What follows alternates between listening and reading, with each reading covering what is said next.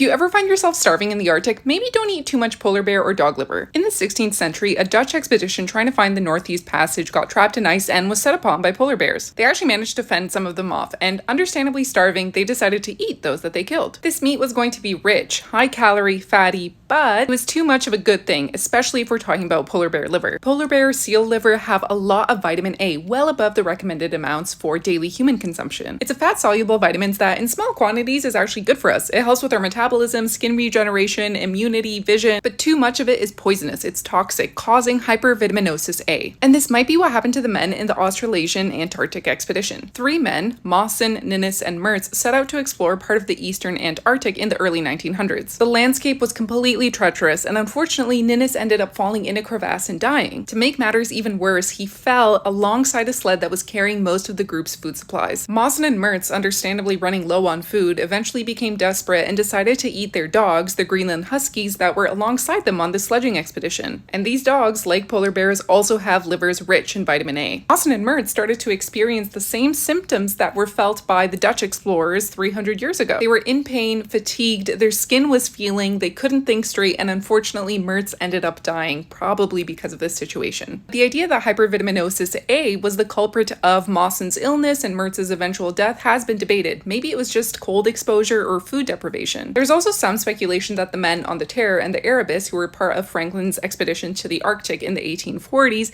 may have also passed away or gotten poisoned by eating too much polar bear meat, polar bear liver. So all that to say is that there is such a thing as too much vitamin A.